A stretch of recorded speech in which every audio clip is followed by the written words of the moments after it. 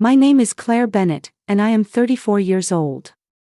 The day my mother fell to her knees in my husband's office was the day everything finally came full circle. The room was packed with executives, lawyers, and reporters waiting for a major announcement when suddenly the doors burst open. My mother rushed inside. The same woman who once told me I was destroying my future. The same woman who publicly disowned me for marrying a black man. Now she was crying. Begging. In front of everyone. "Please, Caleb," she sobbed. "Don't do this to my son." The room went completely silent. Every eye turned toward my husband. Caleb Brooks. The man my family spent years mocking, humiliating, and trying to destroy. And somehow, my brother's future was now sitting in his hands. I looked at my mother and barely recognized her. Gone was the confident woman who once controlled every room she entered. She looked terrified. Desperate. Broken. And all I could think about was another crowd. Another public humiliation. Another day when my family walked away from me and told the world I was no longer their daughter. What happened between those two moments changed all of our lives forever. Before I tell you how, welcome to her revenge stories. If this story resonates with you, please give this video a thumbs up and subscribe to the channel. Also, tell me in the comments what time it is where you're watching from. Now let me tell you how it all began. I grew up in Cedar Grove, Illinois, the kind of town where everybody seemed to know everybody else's business. My father, Richard Bennett, owned one of the most respected manufacturing companies in the state. His name carried weight wherever he went. People stood a little straighter when he walked into a room. Local newspapers regularly featured him in articles about business growth and community development. My mother, Linda Bennett, was just as well known. She organized charity events, sat on nonprofit boards, and somehow managed to know every important person in town. Together, they were the couple everyone admired. And then there was my brother, Ryan. 3 years older than me. Confident. Popular. The future heir to the family company. Everyone assumed Ryan would eventually take over my father's business empire. Including Ryan. Growing up, I never questioned any of it. I had a comfortable life. Private schools. Family vacations. A beautiful home with a long circular driveway and flower gardens that my mother carefully maintained every spring. From the outside, we looked like the perfect family. At least that's what people thought. Then I started my junior year at Midwestern State University. And everything changed. It happened on a rainy Tuesday afternoon. I remember because I almost skipped class. The weather was miserable. Students rushed through campus holding umbrellas while cold wind pushed rain sideways across the sidewalks. By the time I reached my business management class, I was soaked and annoyed. The professor hadn't arrived yet. Students were scattered around the room talking and checking their phones. That's when I heard it. A girl's voice. Loud. Sharp. Cruel. At first I didn't pay attention. Then I realized she was talking directly to someone sitting near the front row. A young black man. He was sitting alone. Quietly reviewing notes. The girl laughed. "So what scholarship program did they use to get you in here?" A few students looked uncomfortable. Nobody said anything. She continued. Each comment worse than the last. The room became painfully quiet. People pretended to be busy. Pretended not to hear. Pretended not to see. I remember feeling angry. Embarrassed. Ashamed. Not because of what she was saying. Because nobody was stopping her. Including me. Then something unexpected happened. Nothing. The young man never reacted. Not once. He didn't argue. Didn't insult her back. Didn't raise his voice. He simply continued writing in his notebook. Almost as if her words weren't powerful enough to deserve his attention. That caught my attention more than the insults. Most people would have fought back. Most people would have stormed out. He didn't. The professor eventually entered the room and the girls stopped talking. Class began. But I spent the entire lecture wondering about him. After class, I found myself walking in the same direction. Before I could lose my nerve, I called out, "Hey!" He turned around. For a second I almost forgot what I wanted to say. Then I introduced myself. "Hi. I'm Claire." He smiled. "Caleb." That smile changed my life. What started as a brief conversation turned into a friendship. Then another conversation. Then dozens more. We studied together. Grabbed coffee between classes. Walked across campus talking about everything from business to family to dreams for the future. The more I learned about Caleb Brooks, the more impressed I became. He wasn't just an engineering student. He was also running a small construction company. A real company. Not some imaginary business plan. An actual company with clients, projects, employees, and bills. Some mornings he was at construction sites before sunrise. Then he'd attend classes all day. After that, he'd spend evenings preparing proposals and meeting potential clients. I honestly don't know when he slept. And yet somehow he never complained. Never acted bitter. Never blamed anyone for his struggles. One evening while studying at the library, I asked him why he worked so hard. He looked down at his notebook for a moment before answering. "Because nobody's going to build my future for me." I still remember those words. Because in that moment, something shifted inside me.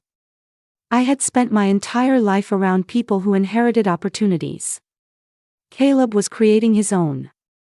And somewhere between those late-night study sessions, coffee runs, and long conversations, I stopped seeing him as just a friend. I started seeing him as the person I wanted beside me every day. The problem was, I had absolutely no idea how much my family was going to hate him. For a while, I managed to keep my relationship with Caleb separate from my family. Not because I was ashamed of him. Far from it. I just wanted something in my life that wasn't constantly being judged, measured, or discussed over dinner. But secrets have a way of finding daylight. Especially when you have a brother like Ryan. It happened on a Saturday afternoon. Caleb and I had spent the day at a small community festival near campus. Nothing fancy. Food trucks, local music, and a charity fundraiser for a youth sports program. I remember laughing as Caleb unsuccessfully tried to win me a stuffed bear at one of the carnival booths. He missed every shot. Every single one. The booth operator finally felt sorry for him and handed him the smallest prize available. We were both laughing when I heard a familiar voice. "Claire." My stomach dropped. Ryan. Standing 10 feet away. Watching us. The smile disappeared from his face almost instantly. His eyes moved from me to Caleb and back again. I introduced them. Ryan shook Caleb's hand, but there was something cold about it. Something forced. The conversation lasted less than 2 minutes. But I knew my brother well enough to recognize trouble when I saw it. That night, he called my parents. I found out the next morning. My phone rang before I was even out of bed. It was my mother. She didn't ask how I was. Didn't ask about school. Didn't ask if I was happy. Instead, she immediately said, "Ryan tells us you're dating someone." The tone in her voice told me everything. A few minutes later my father joined the call. Then came the questions. Who was he? What did he do? What was his family like? How much money did he have? Did he have plans after college? I answered carefully. The more I talked about Caleb, the more uncomfortable they became. Finally, my father said, "We want to meet him." It wasn't a request. It was a command. A week later, Caleb drove me to my parents' house. The entire ride there, we were nervous. But not for the reason people might think. We weren't worried about race. We were worried about money. My parents valued success, status, prestige.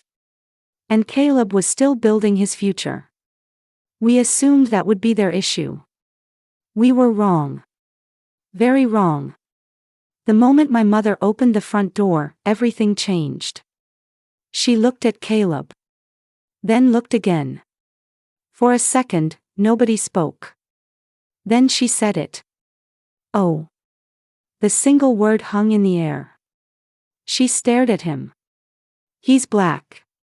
I felt every muscle in my body tense. Caleb remained polite. "Good evening, Mrs. Bennet." But the warmth was already gone. The atmosphere shifted immediately. Dinner felt less like a family gathering and more like a courtroom trial. My father led most of the questioning. How long had he been in business? How many employees did he have? What was his annual revenue? How much debt was he carrying? What was his backup plan if the company failed? Ryan joined in whenever he could. "So basically you're still trying to make it. What happens if construction slows down? Do you even have investors?" Every question sounded less like curiosity and more like criticism. Yet Caleb stayed calm. Patient. Respectful. Exactly the way he always was. I was proud of him. But I could tell my family wasn't impressed. When dinner finally ended, my mother asked me to stay behind. The second Caleb's car pulled away from the driveway, everything exploded. My mother started first. "Claire, this relationship needs to end." I stared at her. "What?" My father folded his arms. "He's not established." Ryan laughed. "Not even close." For the next several minutes they attacked everything about Caleb. His business. His finances. His future. Then the conversation shifted. And suddenly the real issue came out. My mother looked directly at me. "I don't want my daughter marrying a black man." The room went silent. Even after hearing the words, I couldn't believe they were real. My father didn't argue with her. Didn't correct her. Instead he nodded. Ryan looked relieved that someone had finally said it out loud. That hurt the most. Not just what they believed, but how comfortable they were saying it. My mother stepped closer. "You need to end this now." My father agreed.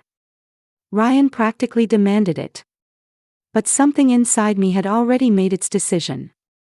I looked at all three of them and quietly said, "No."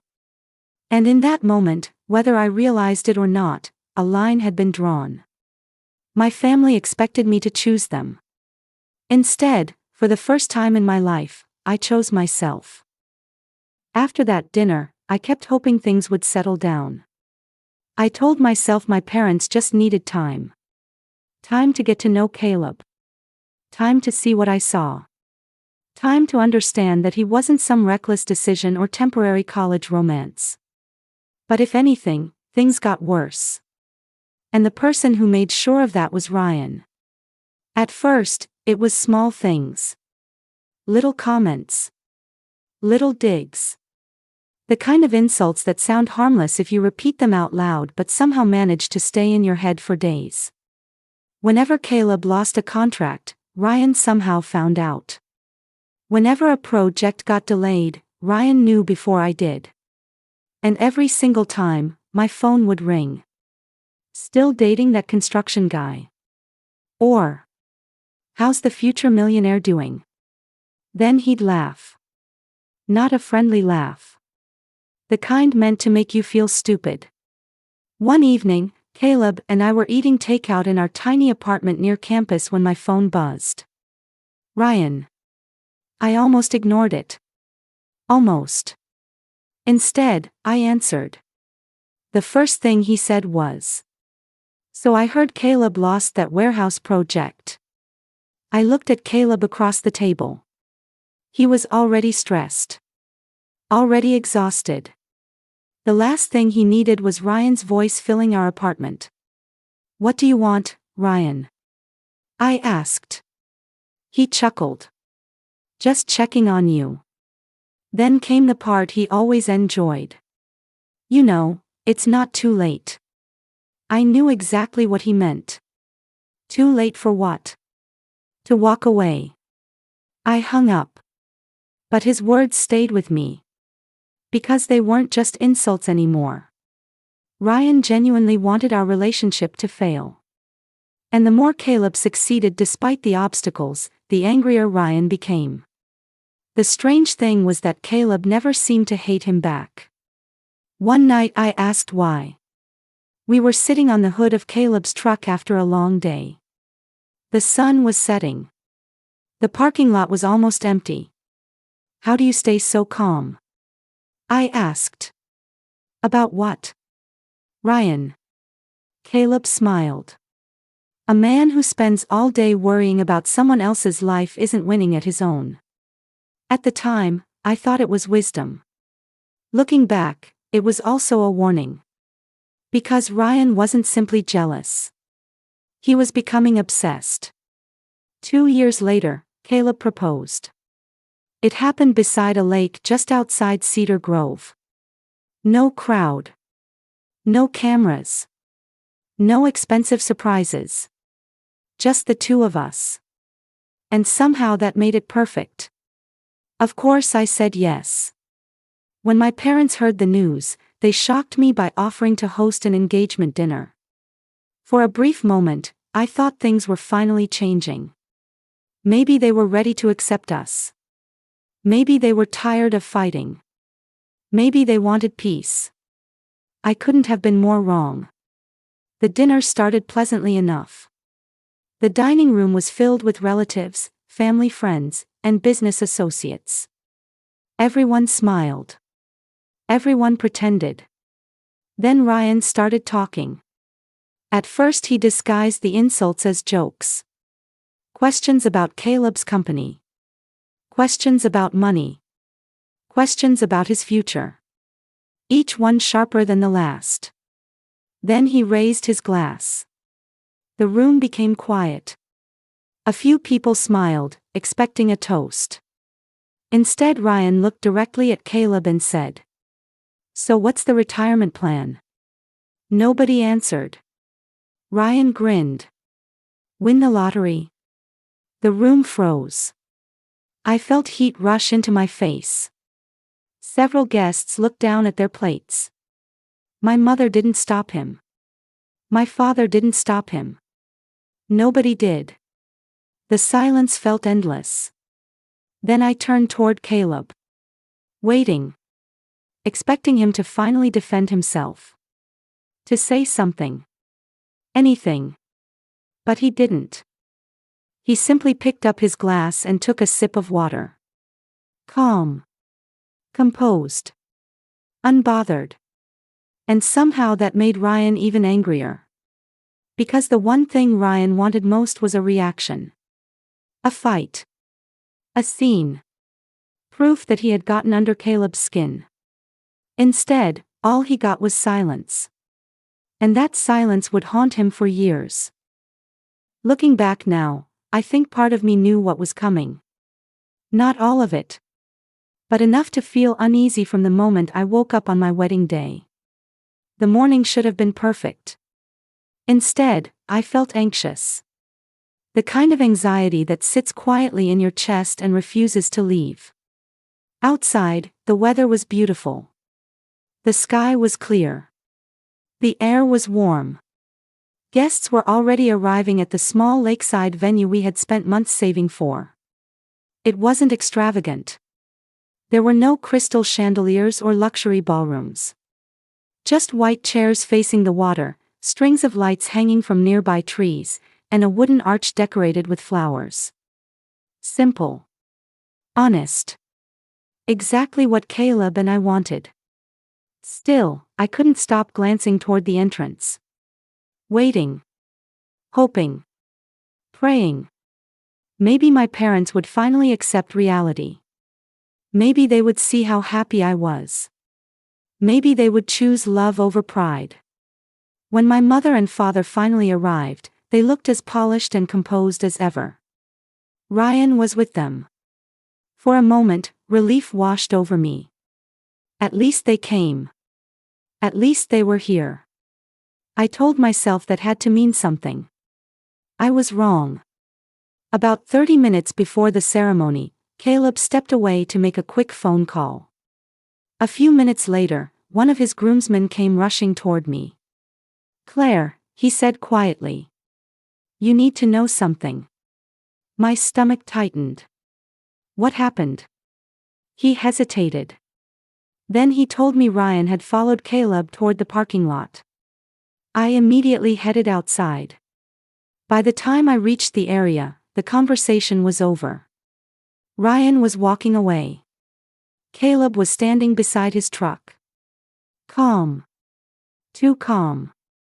"What happened?" I asked. At first, he didn't answer. Then he looked at me and smiled. The usual. That wasn't enough. I kept pushing until he finally told me. Ryan had offered him money. A lot of money. A check large enough to change most people's lives. All Caleb had to do was leave. Walk away from the wedding. Disappear. Ryan had actually tried to buy my future. When Caleb finished telling me, I felt physically sick. "What did you do?" A small smile appeared on his face. I tore it up. For a second, I didn't believe him. Then he held up 2 pieces of paper. The check. Split directly down the middle. Part of me wanted to scream. Part of me wanted to confront Ryan immediately. But guests were arriving. The ceremony was about to begin. And somehow, despite everything, I still hoped the worst was behind us. I was wrong. The ceremony itself started beautifully. Music played softly. Family and friends filled the seats. I walked down the aisle toward Caleb. Toward the future we were choosing together. And for a little while, everything felt perfect. Then came the reception. After dinner, the master of ceremonies invited my parents to offer a few words. I remember feeling nervous. But also hopeful. This was their chance. Their opportunity to support us. Even if they didn't fully approve. Even if they still had doubts. My father slowly stood. The room grew quiet. Guests turned their attention toward him. He adjusted his jacket. Cleared his throat. Then began speaking. At first, everything sounded normal. He thanked everyone for attending. He talked about watching me grow up. He spoke about family. Several guests smiled. Some even looked emotional. Then everything changed. His tone shifted. And suddenly, I knew. I knew this wasn't a blessing. It was a punishment. My father looked directly at me.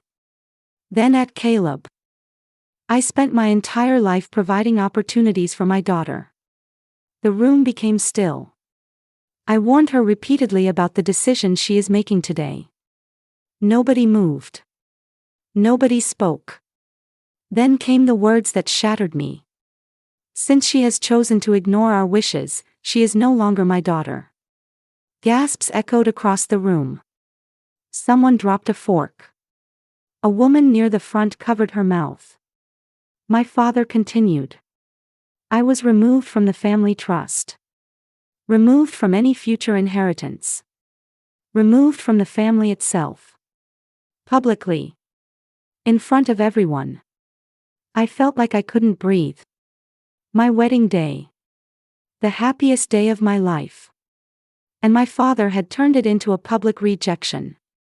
When he finished speaking, my mother stood beside him. Neither of them looked back. Ryan followed close behind. Together, they walked out. The doors closed behind them. And just like that, they were gone.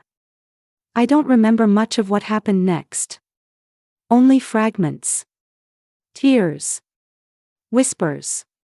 Concerned faces. Friends trying to comfort me. At one point, I found myself sitting alone, struggling to stop crying. Then Caleb sat beside me. He didn't complain. Didn't talk about what my family had done. Didn't make it about himself. Instead, he simply took my hand. Held it. And quietly said, "One day, they'll regret this." I looked at him through tears. "You really think so?" He nodded. Then squeezed my hand. "I know so." At the time, I wanted to believe him. Years later, I would learn he was right. The first few years after our wedding were nothing like the life I had imagined growing up. Not even close. A week after getting married, reality hit us harder than either of us expected. My family was gone. Completely gone.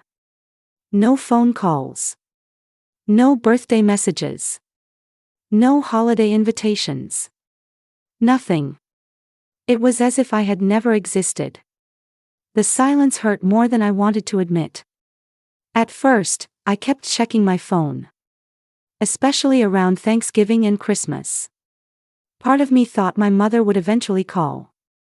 Maybe my father would soften. Maybe Ryan would apologize. But the calls never came. Instead, life kept moving. And it wasn't easy. Our first apartment was barely 600 square feet. The kitchen was so small that if I opened the refrigerator door, nobody could walk behind me. The bathroom sink leaked. The heating system worked only when it felt like it. Some nights, we could actually feel cold air slipping through the windows. But it was ours. And somehow, that mattered. Caleb threw himself into his construction company. Every morning he was out the door before sunrise. Most nights he came home long after dark. There were weeks when I felt like I only saw him asleep. Yet despite all his effort, something never seemed to work out. Whenever progress appeared, it disappeared just as quickly. One month, a large commercial project looked certain. Then the client suddenly canceled. No explanation. Another month, a private investor showed strong interest. Meetings were scheduled. Paperwork was discussed. Then the investor vanished. Completely. Phone calls stopped. Emails went unanswered. The deal died. Again. And again. And again. Sometimes I would find Caleb sitting at our small kitchen table after midnight, surrounded by proposals and blueprints. Still working. Still trying. Still believing. I honestly don't know how he stayed motivated. Because if anyone had earned the right to quit, it was him. One evening, I came home from work and found him staring silently at a laptop screen. The room was dark except for the glow from the monitor. I knew immediately something was wrong. "What happened?" I asked. He rubbed his forehead. "The bank rejected us." My stomach dropped. Again. That was the third loan rejection in less than a year. The company needed equipment. Needed workers. Needed room to grow. But every door seemed locked. For the first time since I'd known him, Caleb looked exhausted.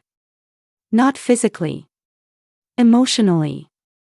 Like someone carrying weight nobody else could see. I sat beside him. Neither of us spoke for a while.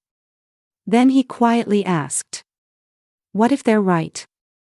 I turned toward him. "Who?" "Your family." The words hit me like a punch.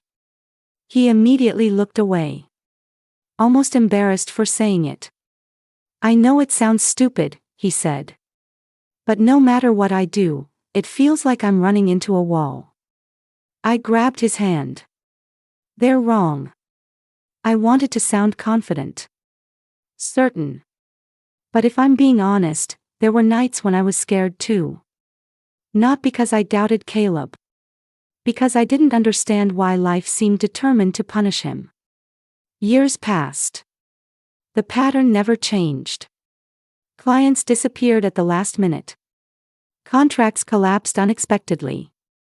Potential partners backed out without explanation. Even people who seemed excited to work with him suddenly became distant. The strangest moment happened after a meeting with a large regional developer. Caleb came home looking confused. Not angry. Confused. The developer's CEO had admitted he originally wanted to hire Brooks Construction. Everything was moving forward. Then something changed. When Caleb asked what happened, the CEO hesitated before saying, "Someone I trust warned me about your company." That was it. No details. No names. No explanation. Just a warning. At the time, we assumed it was another unlucky break. Another closed door. Another setback. We had no idea that someone was working behind the scenes. And we certainly didn't know that the people sabotaging our future were the same people who shared my last name. For years, Caleb and I convinced ourselves that life was simply unfair. Some businesses succeeded. Some failed. Some opportunities worked out. Others didn't. That was just how the world worked. At least, that's what we believed. Then one conversation changed everything. It happened nearly 9 years after our wedding. By then, life had improved. Not dramatically. But enough. Caleb's company was surviving. We had moved into a modest home outside Cedar Grove. We weren't wealthy, but we weren't drowning anymore either. One evening, we attended a charity fundraiser benefiting local trade school students. It was the kind of event my mother used to love. Ironically, she wasn't there. I was standing near one of the auction tables when an older gentleman approached me. Gray hair. Expensive suit. Kind eyes. He stared at my name tag for a moment. Then asked quietly, "You're Claire Bennett?" I nodded. His expression changed. "You married Caleb Brooks?" Something felt strange immediately. "Yes," I answered. The man looked uncomfortable. Almost guilty. For several seconds, he said nothing. Then he sighed. "I owe your husband an apology." My heart immediately started racing. "What do you mean?" The man introduced himself as Martin Hayes, a retired investor. Then he told me something I wasn't prepared to hear. Years earlier, he had planned to invest a significant amount of money into Caleb's construction company. The deal was almost complete. Meetings had gone well. The numbers looked promising. Everything pointed toward success. Then he received a phone call. "Ryan." A few days later, another call came. This time from my mother. Both warned him against investing. Both questioned Caleb's abilities. Both painted a picture of a company destined to fail.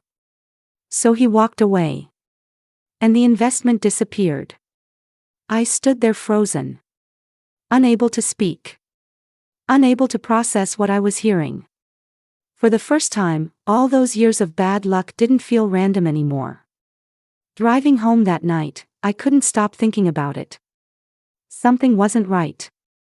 And for the first time, I decided to find out the truth. What started as curiosity quickly became an obsession. Over the following months, I quietly contacted former clients, investors, and business associates. Again and again, I heard similar stories. A warning call. A negative recommendation.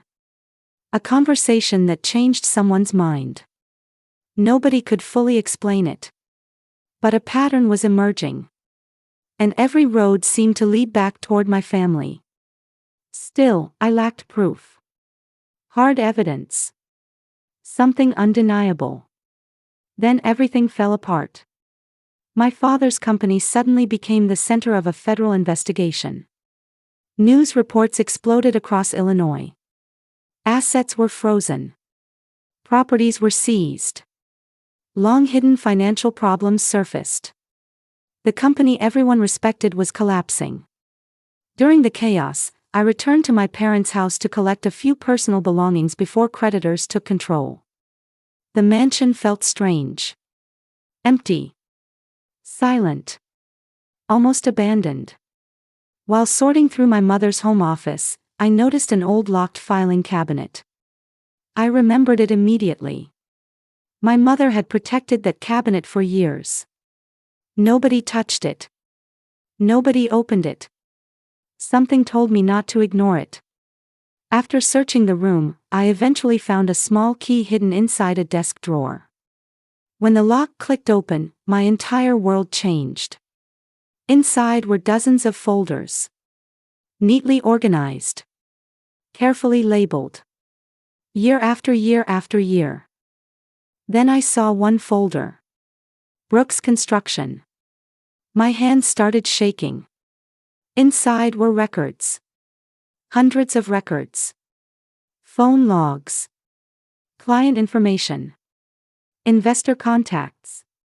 Private notes. Meeting summaries. Strategies. Detailed plans. Evidence. Years of evidence. Every major setback Caleb experienced had been documented. Every lost opportunity. Every cancelled project. Every failed investment. Then I found correspondence between my mother and Ryan. Messages discussing ways to block contracts. Influence investors. Destroy opportunities. Slow growth. Prevent success. And buried among those records was the most painful discovery of all. My father knew. The entire time. He wasn't innocent. He wasn't unaware. He wasn't simply staying out of it. He knew exactly what they were doing. And he allowed it to continue. For over a decade. In that moment, standing alone in my mother's office, I realized something that hurt more than all the years of rejection combined. The people who claimed to love me had spent years trying to destroy the man who never stopped loving me. I wish I could tell you I felt satisfaction when my family's empire started falling apart. I didn't. At least not at first. Mostly, I felt numb. For months, the news seemed impossible to escape. Every morning there was another headline. Another investigation. Another revelation. Federal authorities had uncovered years of financial fraud inside Bennett Industrial Solutions. The company my father spent decades building was collapsing in public. Assets were frozen. Bank accounts were restricted. Properties were seized. Business partners disappeared overnight. The same people who once fought for my parents' attention suddenly pretended they didn't know them. It happened fast. Shockingly fast. One day my parents were among the most respected people in Cedar Grove. The next day they were the center of a scandal. Then came the morning that changed everything. I was sitting in Caleb's office reviewing paperwork when the receptionist called. Her voice sounded nervous. "Claire." "Yes." "Your mother is here." For a moment I thought I had heard her wrong. "My mother. She's insisting on seeing Caleb." I froze. My mother hadn't contacted me in years. Not after the wedding. Not after our children were born. Not after holidays. Not after birthdays. Nothing. Now suddenly she was here. Before I could respond, the office doors opened. And there she was. Linda Bennett. The woman who once controlled every room she entered. The woman who spent years judging everyone around her. The woman who refused to acknowledge my husband.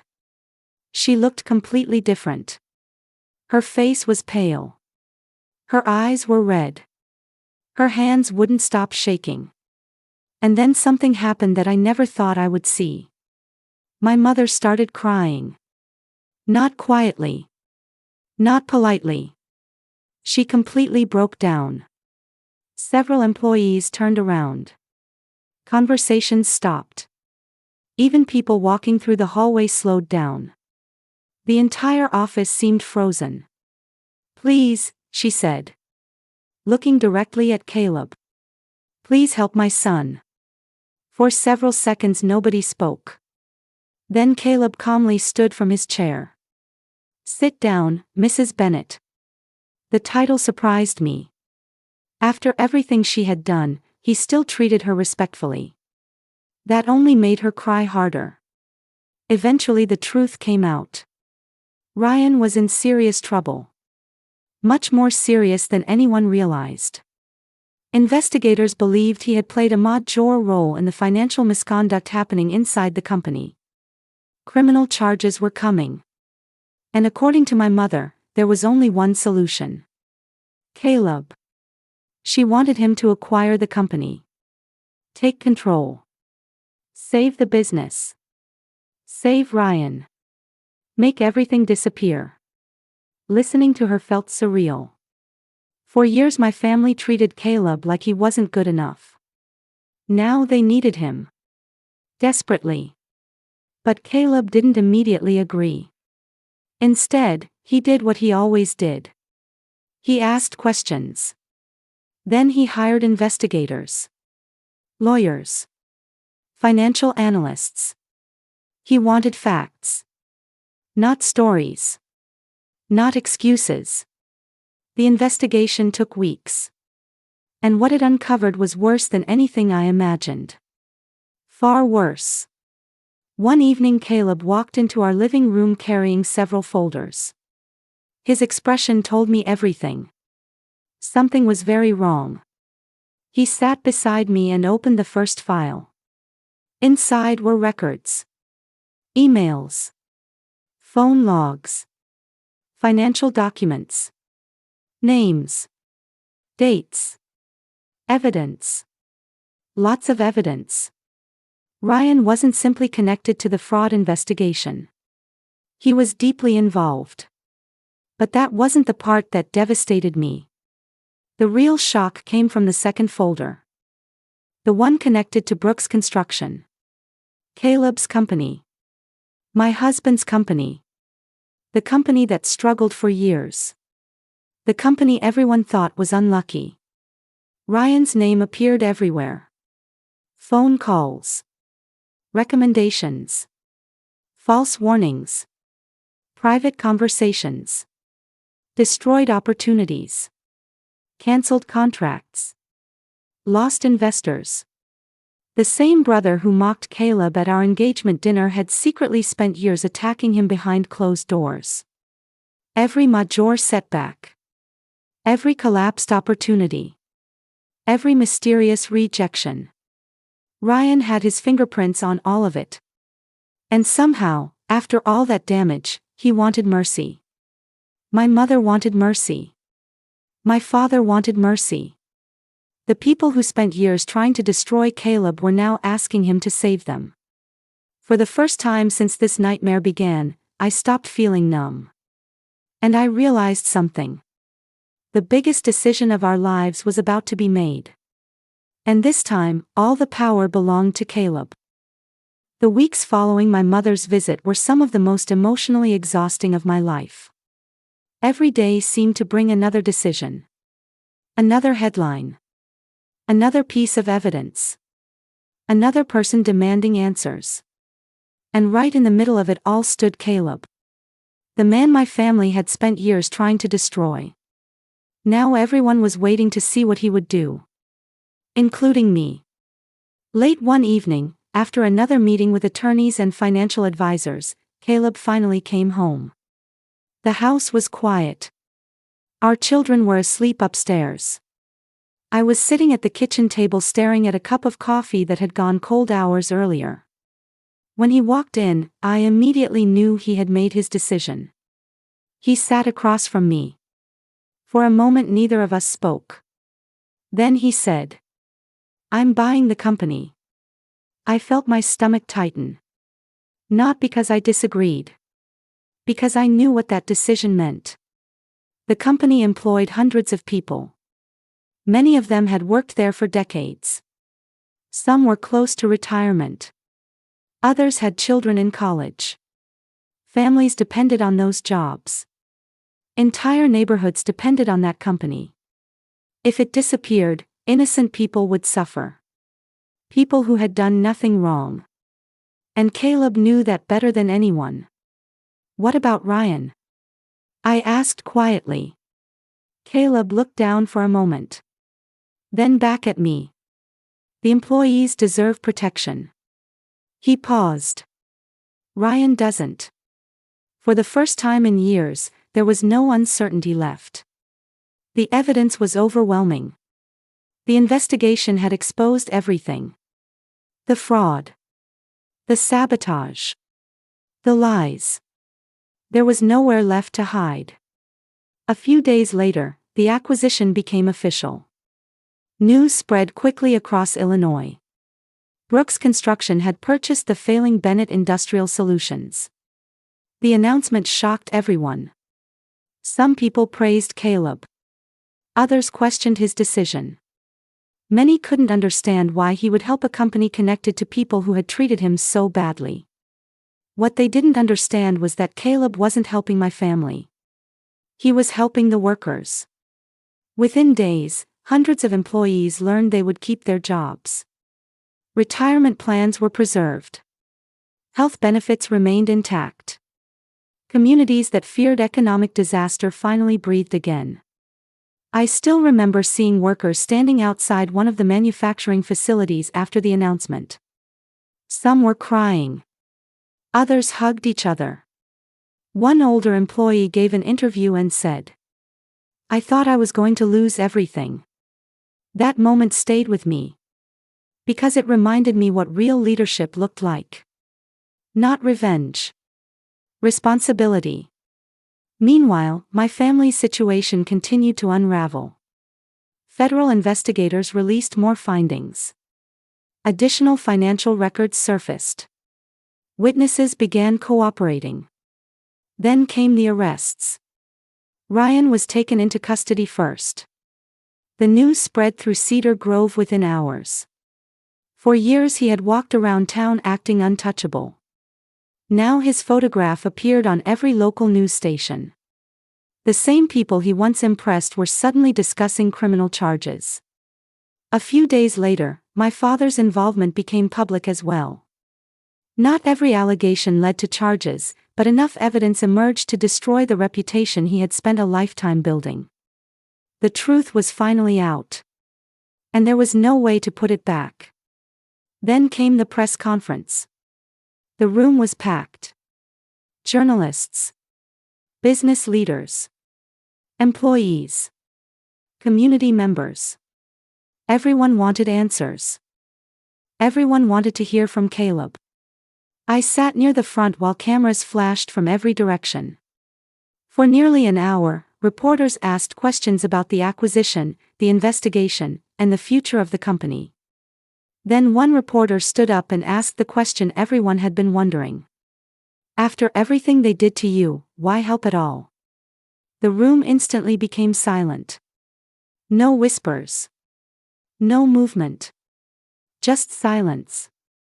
People leaned forward waiting for his answer. Caleb looked around the room. Then spoke calmly. "Because innocent people shouldn't suffer for someone else's mistakes." That was it. One sentence. Simple. Honest. Powerful. For several seconds nobody said anything. Even the reporters seemed stunned. And sitting there watching him, I realized something. The man my family spent years judging had become exactly what they never expected. Not just successful.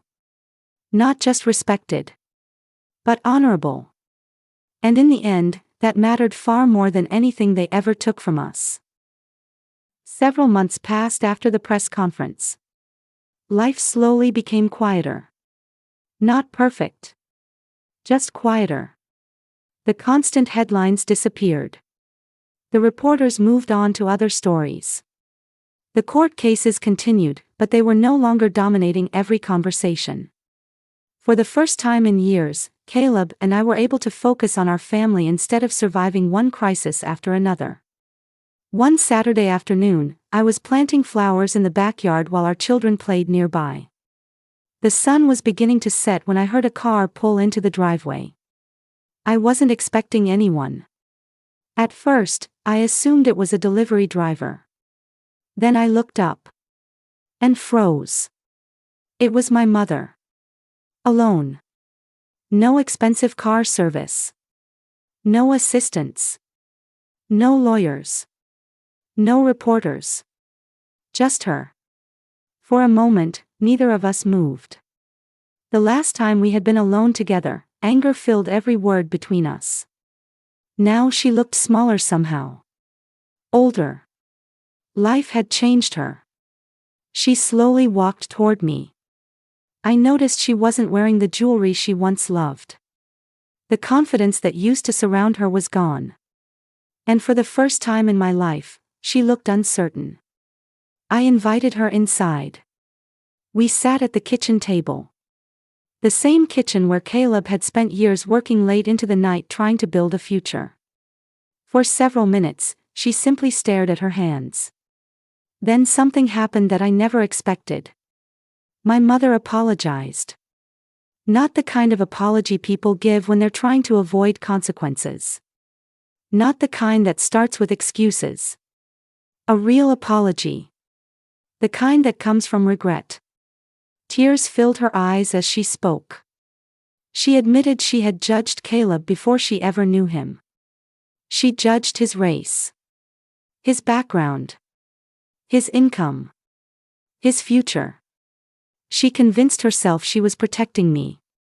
But in reality, she was protecting her own prejudice.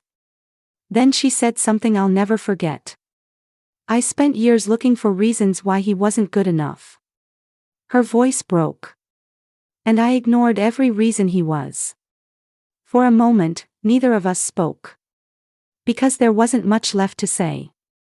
The truth had already done its work. The man she once called a mistake had become the best thing that ever happened to me. Not because he became successful. Not because he bought a company. Not because he proved everyone wrong. Because through every insult, betrayal, and setback, he never became bitter. He remained the same good man I met in that college classroom all those years ago. Before my mother left, she looked at me and quietly asked, "Do you think he'll ever forgive me?" I thought about that question long after she drove away. And honestly, I still don't know the answer. But maybe forgiveness isn't always about forgetting. Maybe it's about choosing not to let the past control the future. There's a quote I once heard that stayed with me. Character is revealed not when life is easy, but when people have every reason to become cruel and choose kindness instead. So let me ask you something. If you were in Caleb's position, would you have forgiven them? Or would some betrayals be too deep to forget? Let me know your thoughts in the comments. And if this story touched you in any way, please take a moment to like this video, subscribe to the channel, and share it with someone who might need to hear it. There are many more powerful stories waiting for you on this channel, so be sure to check out the next video. Thank you for spending this time with me. And remember, sometimes the people who doubt you the most end up teaching you exactly how strong you really are.